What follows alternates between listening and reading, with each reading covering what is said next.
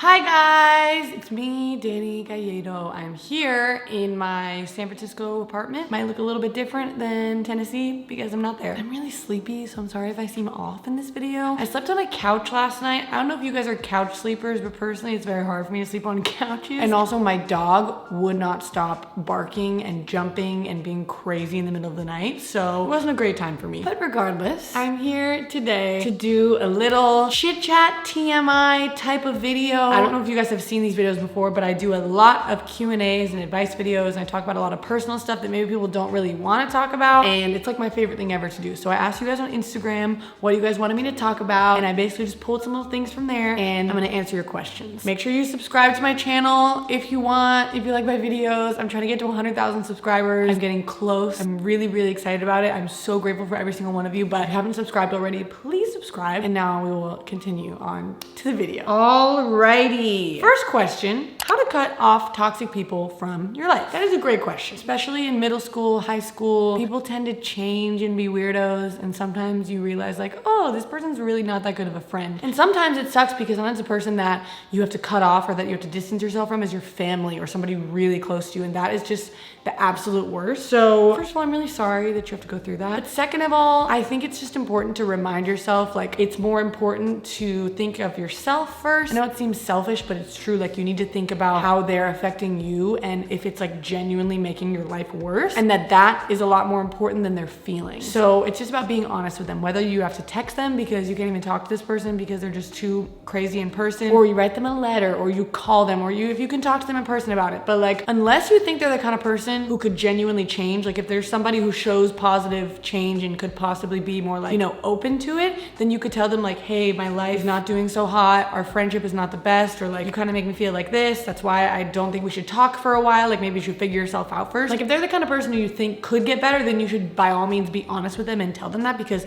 then they actually have a possibility of changing that thing instead of just like you being like, okay, peace out, goodbye. But some people, you can just tell, like, you've known them long enough, you can see that that's just who they are. I would just make something up. I wouldn't say lie to that person, but just being like, hey, like, you could say like, I just don't think that it's a good time for us to be friends, like at the place in our life, I think we're really different. I don't know, say something, but like maybe avoid insulting them or saying something that's really intense because they might not want to hear it. And also you have to make sure that you don't let them manipulate you out of it. So like if you tell somebody that you don't want to be friends with them and they're like, oh my God, like how could you do this to me? Like, and they start being mean to you, or they start making you feel bad when you know that your decision is the right decision, like that's not cool. So you gotta stand your ground and be confident and don't let them steamroll over you. Okay, next question is if casual hookups work with friends. This is an interesting question. I know that this is kind of up in the air. Some people are very pro casual hookups and some people are very against it. Personally, I believe that everybody should make their own choices. However, I do know from experience and just like from seeing my friends and everything that, especially in high school and I guess middle school, people are doing that now, but like when you're younger, like when you're not an adult, you don't really have the capacity to know whether somebody cares about you or not. Like a boy specifically, girls can do this too, but I'm just, you know, from experience, a boy could be really sweet to you and like make you think that they care about you, and then you like hook up with them or do something with them, and then they stop talking to you, or they tell people about it when you didn't really want them to, or they just can like make you feel like garbage after that. And I don't think that when you're younger it's just a good idea. I think that as we get older it becomes more obvious whether somebody has good intentions or not, and I think that we should choose people who have good intentions, you know? Like I think it's perfectly fine to do that with multiple people if you're old enough to understand the consequences and the mental repercussions and everything. But like with friends, I don't think that's a great idea, because like you could like each other, or one person could like catch feelings for the other person and then the other person could not want to reciprocate, and then it makes things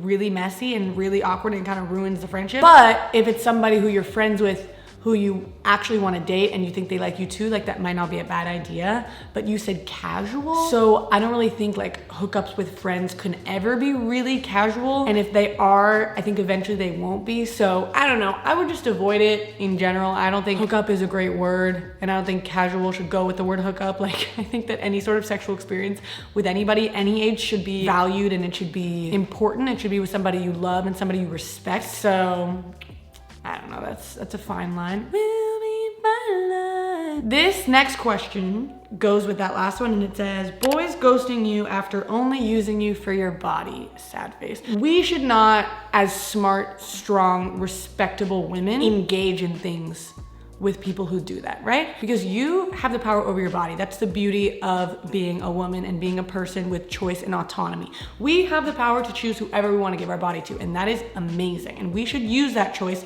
wisely, right? So when you have that choice and you give it to somebody who's an idiot and doesn't deserve literally to even look at you, we should just have never even thought about them in the first place, right? Like we should only be giving our time and our body and our energy to people who deserve it.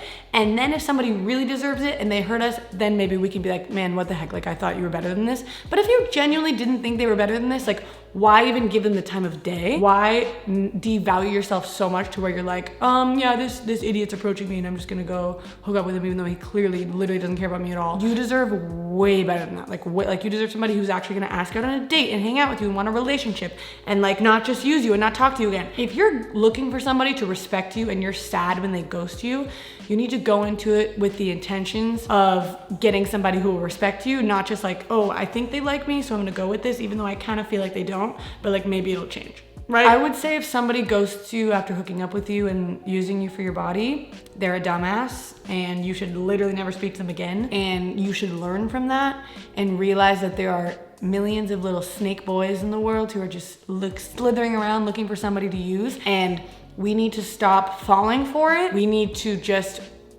ignore them and pretend like they don't exist, and then maybe they'll learn their lesson. But the fact is most people are never gonna change. So I don't know, guys. I think that we just need to be careful with who we give our bodies to because they don't necessarily deserve it, right?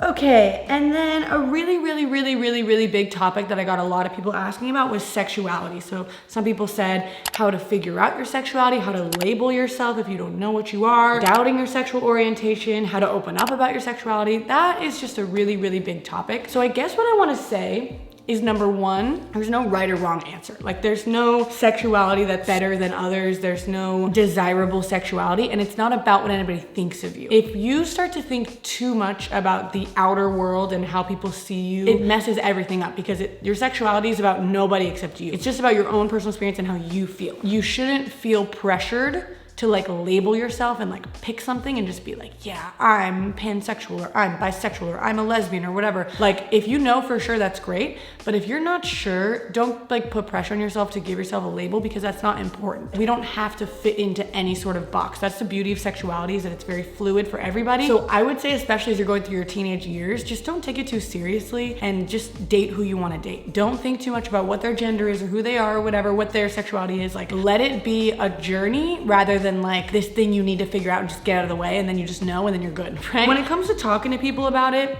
that's really hard. It's definitely important to only share it with people who you trust and who you know are going to accept you, at least at first, until you can get kind of like stronger about it, because people can really hurt you, and some people are very unaccepting and horrible sometimes. So just like be careful. Maybe you are in a household where you know they're not gonna accept you, and like until you move out you kind of just have to keep it on the low, and like that's okay, because if it keeps you safer and it hurts you emotionally less, then I think that that's worth it. I would just express your sexuality wherever you can freely, but don't express it or try to express it in front of people who don't like it, because they don't deserve that. So like whenever you can move out, and then you can deal with those people when you're safe and like away from them. Because I can't imagine coming out to your parents and then having them be so mean to you about over something you can't control at all, and then you just have to live in their house. Like that would suck.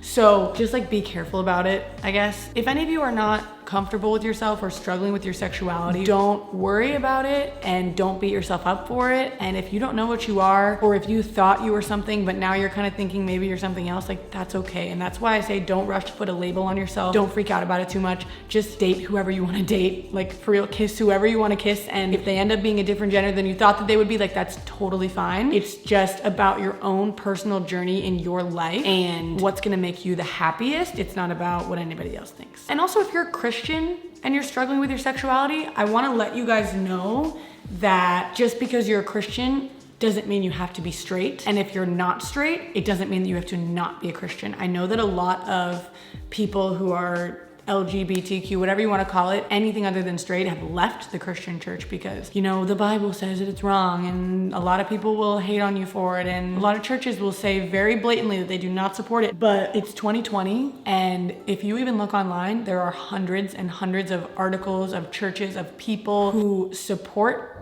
being gay and are still Christian and who believe that Jesus still loves you and doesn't think that you're some awful sinner just because of your sexuality. And it's not even the thing of like, oh, love the sin or hate the sin. Like, I hate that. I think that that just makes people feel bad. Like, oh, like my sexuality is a sin, but like you still love me anyway. That's great. So just don't think that Christianity as a whole is not for you if you're not straight. Like, that's 100% not the case. I firmly believe that Jesus accepts and loves everybody and doesn't care what your sexuality is. Like, I truly believe that that is at the bottom of his list of priorities. And if you look into it a little bit deeper and maybe watch some YouTubers like God is Great, for example, she's one of the most amazing gay affirming YouTubers I've ever watched, and she's super Christian. Or if you read some articles or maybe find a church that is affirming of that, like that is out there and it does exist. And just because you don't align with the general Christian belief of most traditional churches doesn't mean that there aren't Christians out there who accept you and that there isn't a church for you. Again, I don't mean like a physical church. It could just be your own little church that you have with yourself and Jesus. Like, it's about a relationship. It's not about religion. So I don't know, don't let yourself be too distant from God because of your sexuality, because I can tell you he does not care, and it's shown time and time again in the Bible. So I would highly, highly, highly suggest that you read about it more and find people who have that radical belief that being gay is not a big deal. So I hope that that makes you feel better. I hope that was helpful. I don't know if it was good. Sometimes I get in a weird mood when this light is on me and I'm echoing and I'm hearing myself. So I hope that that was helpful to you guys. I love answering your guys' personal questions, and I'm gonna keep doing this. I wanna talk about these kind of like personal topics every single month probably. So keep an eye out for that. I'm gonna keep this going. I super appreciate you guys. Again, please make sure you subscribe because I'm trying to get to 100,000 subscribers. It would be so amazing if I could get there, especially by the end of the year, like by December. If I get to 100,000, that would be seriously amazing. So please hit subscribe if you liked this video, and if you want to check out any other content that I make, because I try and be super real and vulnerable and honest and straightforward with you guys and accepting and loving to everybody. So come join the family, and I'll see you guys in my next video. Goodbye.